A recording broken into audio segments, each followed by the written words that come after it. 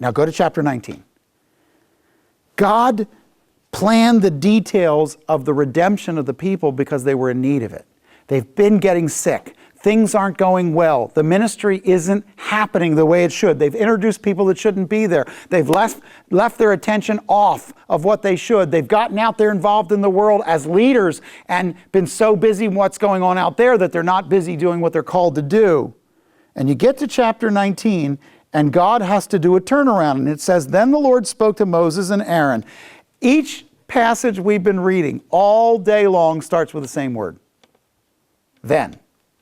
It's because they're all set in a circumstance. This is not just idle things God is saying, walking around offering proverbs and pearls. There's something very simple going on. You zoom into 19 and you pick up some of the elements of this kind of paint by numbers sketch on how you fill in redemption in the scripture. And it starts off with this. In verse 1, "Then the Lord spoke to Moses and Aaron, saying, This is the statute of the law which the Lord has commanded, saying, Speak to the sons of Israel, and when they bring you an unblemished red heifer in which there is no defect, and on which a yoke has never been placed, you shall give it to Eleazar the priest, and it shall be brought outside the camp and be slaughtered in his presence." All right, I want you to notice that the whole thing is a rededication of priests based on sin of priests. Chapter 18 is how they sinned. Chapter 19 is how God fixes it. Okay? So, when we walk into it, the sin and the remedy are defined in verse 2. This is the statute of the law. Guys, men will never figure out what's right and wrong without God. God has to speak for us to understand what He has said. Here's the thing. Only God can be entrusted with the answer to what's right and what's wrong. Because if it doesn't come from a biblical standard and a principle from a biblical standard, people will curve it to be what they want it to be. Now, in verse 2, "Speak to the sons of Israel, bring this red heifer." Verse 3, "Bring it to Eleazar the priest." God has provided a way to fix what's broken inside men. But look at verse 4. What does He require? Total faith in the offering set up by God was all that it was going to take to fix the problem of the priests. Next, Eleazar, verse 4, "The priest shall come, take some of the blood with his finger, and sprinkle some of its blood toward the front of the tent of meeting 7 times. That's a perfect number of completion, right? And so he's going to do it. And what's interesting is that verse 8, drop down to verse 11. Actually, you can get it better, I think, from down in verse 11. No, let me do it from 8. "The one who burns it shall also wash his clothes and water, and bathe his body in water, and it shall now be unclean until evening." So he says, I want you to take this, and I want you to spread and sprinkle the blood, and I want you to know that even involved in the cleansing of the priesthood, there's a time when you yourself will come dirty. Okay? And what's interesting is, this is something called the ashes of the red heifer. Somewhere in the, I guess in your text it says ordinance of the red heifer. Does you have that at the beginning of chapter 19, ordinance of the red heifer? Okay. Do you know anything about the ashes of the red heifer, what it's for? This is all about the reconsecration of the priesthood. Here's where it comes up today. There are people that will run around telling you that the temple's about to be restarted because they found the ashes of the red heifer. If you haven't heard this before, let me explain to you what it is. In order to start up or to consecrate the priesthood, they started here with burning these heifers into ashes. Then they take the ashes and they would dab it on the priests, as you'll find here, and the ashes would cause the priest to be cleansed symbolically. Okay? When the first temple fell, and you remember that the Babylonians crushed the first temple. That would be Solomon's temple, lasted all the way until 586 when it was crushed. The second temple, when it was started after the people came back. Who built the second temple? Zerubbabel. Zerubbabel builds the second temple, and you're going to know all about this in just a few weeks. But at any rate, when they started the second temple, how could they cleanse the priesthood to get them ready? Well, they found the ashes of the temple, of the first temple, the ashes of the red heifer. So there are those who believe prophetically when they find the ashes of the red heifer of the second temple, they could start the third temple. Does that make sense? Now here's the problem. Periodically, you'll see somebody come out in a prophecy conference and say, we found the ashes of the red heifer. And my question is always the same. If you find ashes, how, pray tell, do you know they were heifer ashes? DNA is destroyed when you burn things. And if by chance you could somehow figure out they were heifer ashes, how in the world would you know what color the heifer was? Okay? In other words, I think running around looking for these ashes is not the right thing to be doing. But nevertheless, this is a passage that people will go to in prophecy and they'll make a big deal about it. Why am I telling you about it? Because somebody's going to ask you about it. It's going to come up 5 years from now. Somebody's going to say, so what's the deal with those ashes of the red heifer? And I told you what they were, Ashley, so don't be giving me any lip 5 years from now, just because I know you. Okay, so, all right, now here's what I want you to see. In chapter 19, verse 5, then the heifer shall be burned in his sight. Its hide, its flesh, its blood, its refuse shall be burned. The priest shall take the cedar wood, the hyssop, the scarlet material, and cast it into the midst of the burning heifer. The animal is thoroughly inspected, the animal is thoroughly burned, and they use this to be a symbol that the priesthood could again be cleansed. Why in chapter 19 are they cleansing the priesthood? When you don't have the right number of people left to do the ministry because the right people died because they got swallowed up in the earth because they got mouthy, then you start bringing in people that aren't the right people, and then the whole thing goes downhill.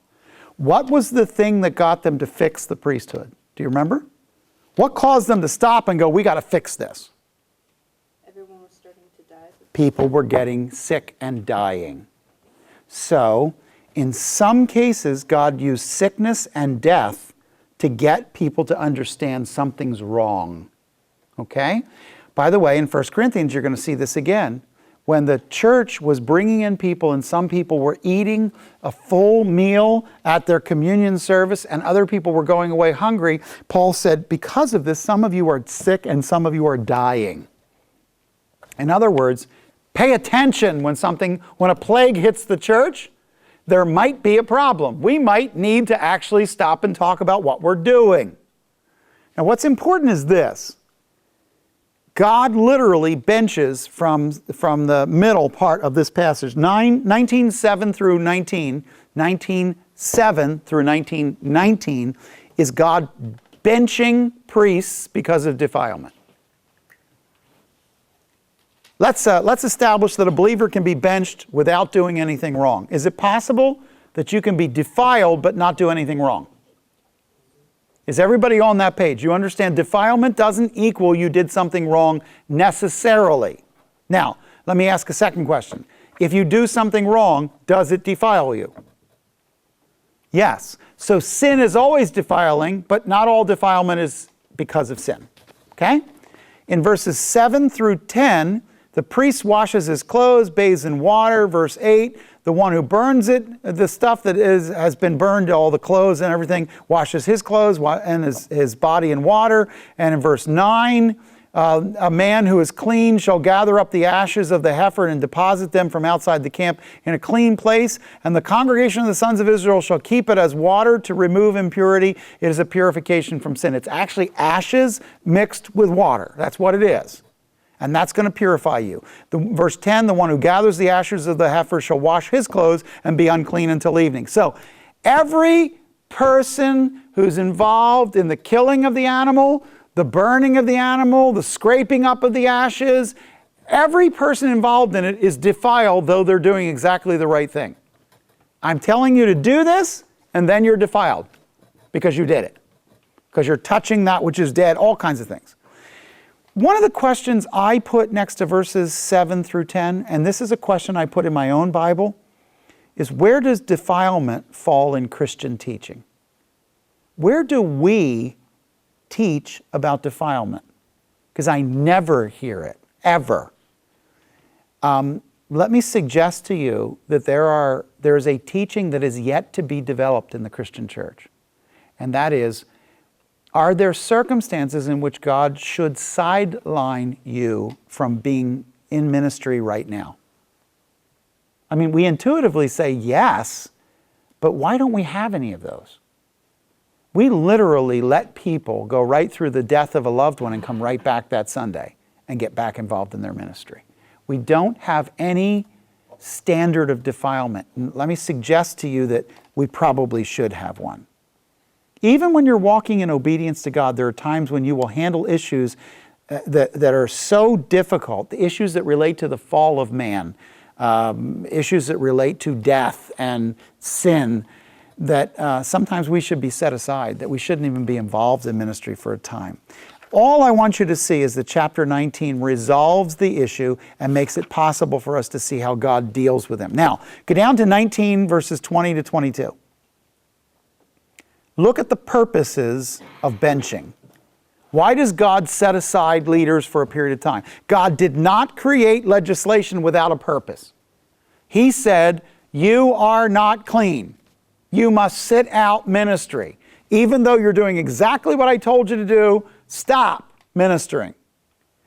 And it says, the man who is unclean and does not purify himself from uncleanness, that person shall be cut off from the midst of the assembly because he has defiled the sanctuary of the Lord. The water for impurity has not been sprinkled on him, so he is unclean. So it shall be a perpetual statute for them. He who sprinkles the water for impurity shall wash his clothes, and he who touches the water for impurity shall be unclean until evening. Therefore, anything that the unclean person touches shall be considered unclean, and the person who touches it shall be unclean until evening. Clearly, the text says that the mentioned cleansing process is absolutely required in verse 20.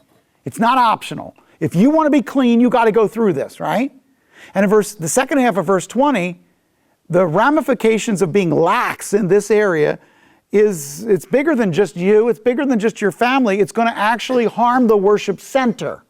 That is, if you aren't walking with God and He sidelines you, you cannot just bypass it. You must fix it or it's going to show up in the rest of the camp. In verse 21, the condition did not relate just to the desert experience. How do I know that? How do I know in verse 21 that this wasn't just while they were in the desert?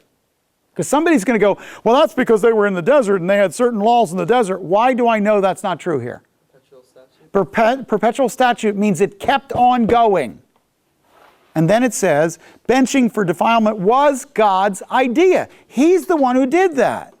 So let me suggest that God had a really important principle He wanted to communicate. If we don't take the time to receive God's comfort, if we don't take the time to receive God's healing, if we don't take the time coming out of a terrible time of loss to bench ourselves, we're going to go back in and limp through ministry rather than be healthy. What did they do wrong? They lost 250 people and they picked up the next day and started filling slots because they were acting like they didn't need to stop. What should they have done? They should have stopped, gone to the Lord about the pain of all the losses they just suffered. And when they went to the Lord about all those pain, they might have even had to shut the tabernacle down for a time and keep the sacrifices that were necessary and stop everything else until they could get the skeleton crew back on board so that they could get things started properly. Sometimes you have to shut ministry down to do it right. Sometimes you have to say, we're not ready to keep going. We got to stop. We got to deal with what just happened. One of the things we feel pressured by is to just keep the program running. And that's what happened to these guys. They kept the program running until they ran it right off the edge. And people were getting sick and dying. That's not the way you want to do things. Now, when you get to chapters 20, 21, 22, you're starting to come back into now something that is going to move the next part of the story. 20 is the last part of what we're doing. So I want you to stop for just a second, and I'm not going to do a very strict, I'm not going to try and take this apart verse by verse, but I want you to step back. What happened in the wilderness in chapter 20 that changes things? Do you remember that in chapters 11 to 20, the center box, where do they go from and where do they go to? Sinai and Nebo. Okay, when they're at Nebo, that's the end of the journey, right? We're in chapter 20.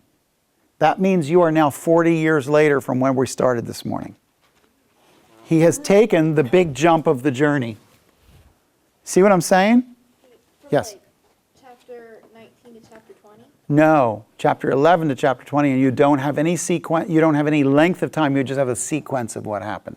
So you don't know how long it was between events, because each story just starts with then this happened, then this happened, then this happened. And it's to set it in the context of after that, the leftover of that brought us to this. And after that, the leftover of that brought us to this. So you have a sequence, but not a timing. So this was 19 days long, chapters 1 to 10. This was 38 years long. And you just fast forwarded on your little motorcycle, zipping through 38 years. Now you're coming to the end of it. So chapter 20 should be near the end of the journey. Okay? I know, that's kind of shocking, isn't it? Now, here's what I want you to know. We don't have the details of most of what happened in the journey. You have a couple of events from the journey. And I know that I've been beating you up all morning with how tough it was on Moses. But I got to tell you, he went through 38 years of whining, complaining, body bag cemeteries, whining, complaining, body bag cemeteries. This thing went on for a long time. For him, it was an incessant whining that went on. And God would step in periodically, swallow up people, and then they'd settle down, and then they'd have to, Chapter 20 then, here's the problem. 20 verse 1. It came time when Moses and Aaron had gone a long way with God. Then the sons of Israel, the whole congregation, came to the wilderness of Zin in the first month. Here's what I want you to see. This is near the end of Moses' life. So right next to verse 1, this is the end of the journey. It's near the end of his life. 38 years went into the trip. And now what you see is he's getting older. 37 years passed since we started this morning. Okay? And Moses and Aaron have been at this a long time. You got to remember, he started this whole journey 38 years ago when he was how old? 80 years old. Okay, we started this morning and he was 80 some years old. He is now well over 100. He's heading for 120, which is when he dies. Okay? And my point is that the biggest problem wasn't the outside world. The biggest problem in this passage is going to be the inside of leaders that are tired. And what you're going to see is that Moses has this long history. But here's the problem. Moses and Aaron became used to a relationship with God and used to a ministry for God. And that's a problem. Familiarity breeds contempt. And one of the problems is when you have a long history with God and you've walked a long path, you can accept that God does not need to throw lightning bolts every day to get your attention, but you also may get to the place where you're pretty complacent about your walk. And what happens is, after a long time, you lose your passion for God. And when you lose your passion for God, you lose the sense of awesomeness of His majesty. So, verse 1 says, then the sons of Israel, the whole congregation came to the wilderness of Zin in the first month. So, here's the thing. There are some stories that give a little bit of clear symptoms of what's going on. First of all, they came into the wilderness of Zin. Zin doesn't mean anything to you, but let me just say that this was a particularly uncomfortable place to be. I'll tell you why. The wilderness below it has some sand and some soft areas. Zin is a rocky bed. So they came into a place where it was a lot rockier and harder to... Here's the thing. I used to go camping in the wilderness of Zin. You can't even drive a tent peg into the ground. It's so hard. You can't drive one down. You have to actually set rocks all around the inside of your tent. I had one of those pop-up dome tents. You had to set rocks all the way around the inside so it didn't blow away because you couldn't drive stakes. Because you can't get them to go into the ground. You'll bend your stakes. They won't go in. So it's this rocky ledge where the way they've been doing it up till now for 38 years no longer really works, so it's uncomfortable. And then in verse 1, at the end of the verse, it says they stayed at Kadesh. Now Miriam died there and was buried there. So along with the discomfort of the area was the loss of Miriam and the disillusionment of losing some of the team. I got to tell you, it's hard. After some of the team is gone, I have buried assistant pastors here since I've been here. Nobody wants to work for me anymore because I end up burying them all. Here's the truth. There's a realization coming over Moses. You're 120 years old and your friends are all dying out. What do you think you're realizing? That the days behind you outnumber the days ahead of you, and that it's pretty clear that whatever God is going to do in your life, He pretty much probably already did. And in verse 2, it says there was no water for the congregation. So now there's desperation in the camp. And in verse 2, it ends up with the people begin disputing. They assembled themselves against Moses and Aaron. Here we go again. We're 40 years of this nonsense. I'm about ready to fry you all. I mean, come on. You have not been through enough of this? The people thus contended with Moses and said, if only we had perished when our brothers perished before the Lord. Now they're looking for a new opening crack in the earth. If only we could have gotten swallowed by the earth when our brothers did. Are you kidding me? Why then have you brought the Lord's assembly into this wilderness for us and our beasts to die here? Why have you made us come up from Egypt to bring us into this wretched place? Is it not a place of grains or figs or pomegranates? It's not any of those things. There's no water to drink here. Now, here's the thing. If you listen to their complaint, here's what I think happened. I think that some of the animals did die. I think that it really was dry. And I think that the discord was rising and the people were hurt and they were saying, you have done this to us. Listen, remember that old adage, hurt people hurt people. That's what happens. When people are hurt, they lash out and hurt. That's what they do. Hurt people hurt people. And the thing is that when they come to this time of toughness, they turn on him. Now you get down to verses 6 to 13. Look at the reaction. Moses is looking for a way to get out of leadership and find a retirement home to check into. His sister's dead. Nobody's being particularly sensitive to the fact that his sister is dead. Now, the first thing I want you to notice is there's the appearance of worship in verses 6, 7, and 8. Take a moment and look at that paragraph because it reveals something that may surprise you. Moses reacted in frustration rather than responded in worship. He acted out rather than withdrawing to God for a time of healing. I think I know why, but let's first look at it. Verse 6. Moses and Aaron came in, and in the presence of the Lord of the assembly, in the presence of the assembly, to the doorway of the tent of meeting, and fell on their faces. Then the glory of the Lord appeared to them, and the Lord spoke to Moses, saying, take the rod, and you and your brother assemble the congregation, and speak to the rock before their eyes, that it may yield water.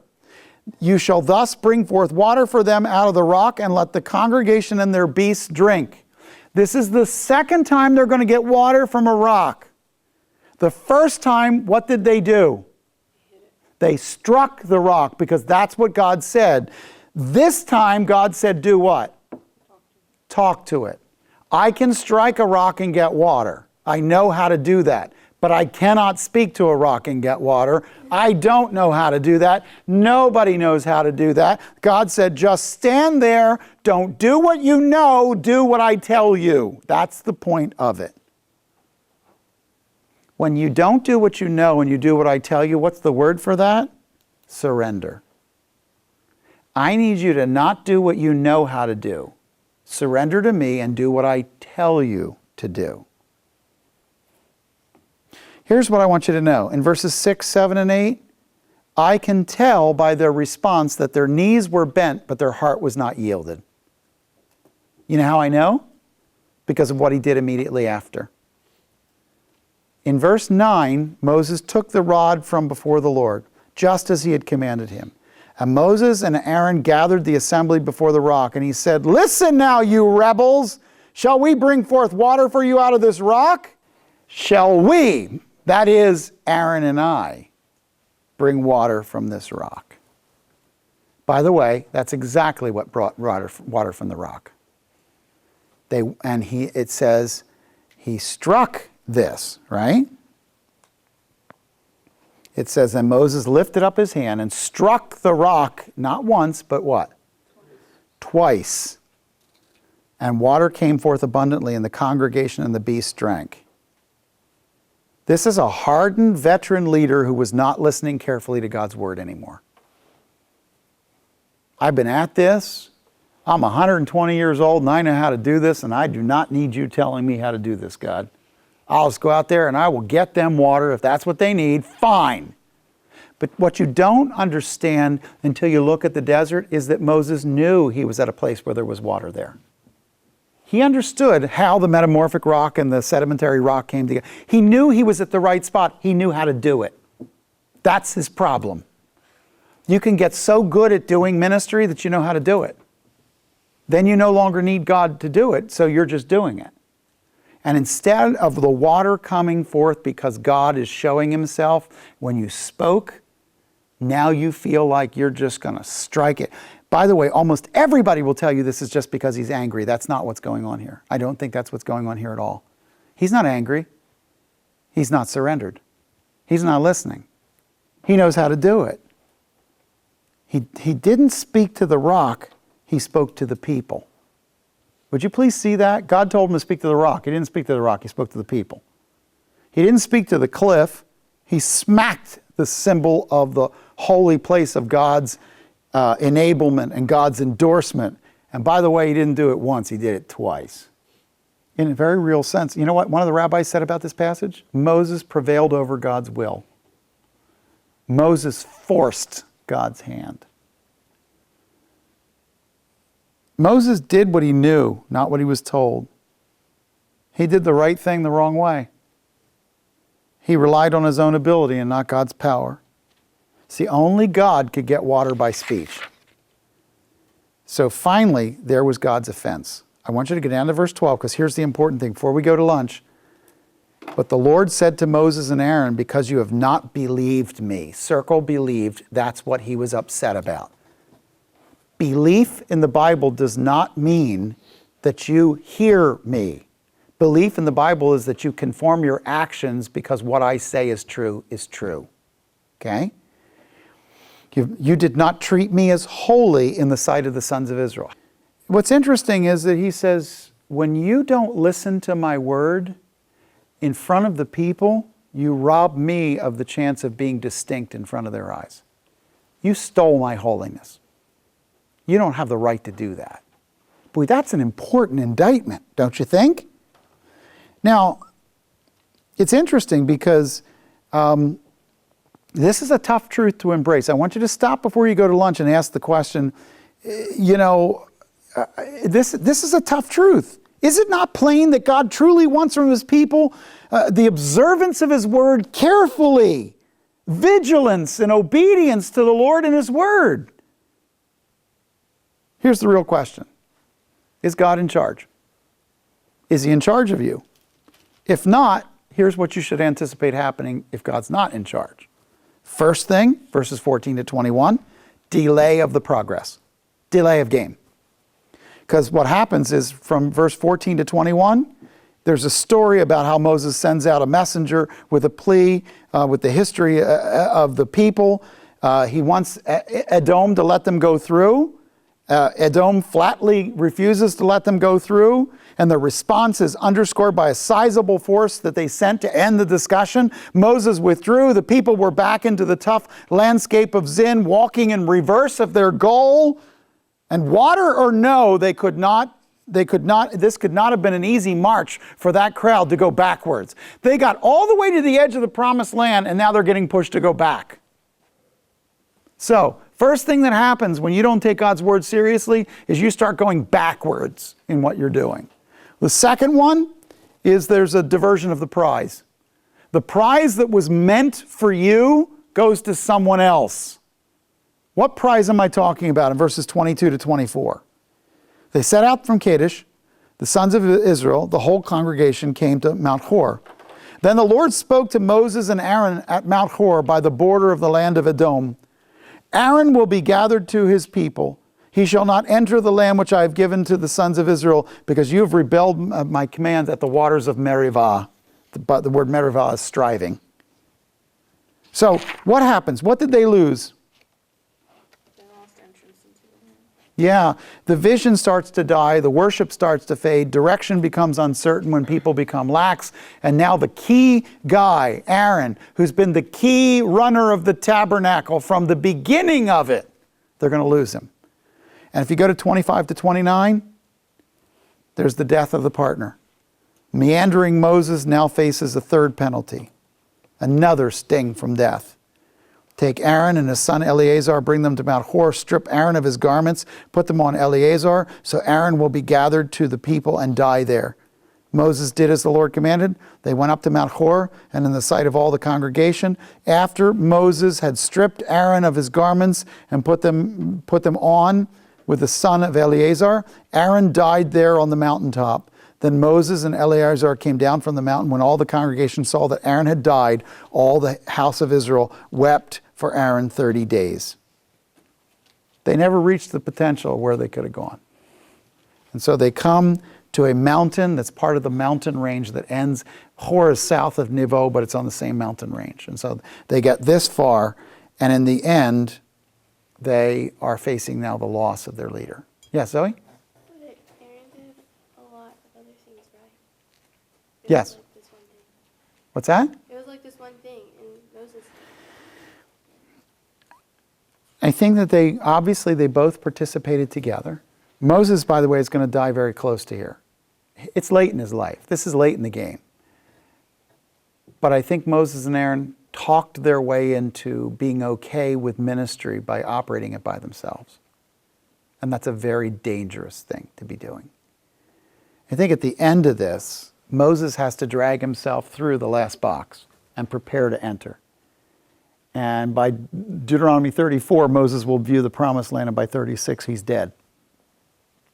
And I got to tell you, this is the big box. We've done most of the journey. This is just preparation to enter the land. So now we're back down to a very short period of time. You end at Mount Hor here, which is part of the southern part of the range that ends up extending up to Mount Nebo along the King's Highway. And the important thing about this story is that we end as we head to lunch with kind of the death and the heaviness of this, and we come into the last part of the book. But what you should know about this is that God provides for the people in every one of their circumstances, but he's also developing leadership, and that's part of this box. It's getting the leaders to be leaders. Don't ever anticipate that the majority of the people are going to follow God on their own. They're not. They're never going to do that. That's what God has leaders for. You're going to have to lead them through it. They're not going to be able to do it on their own.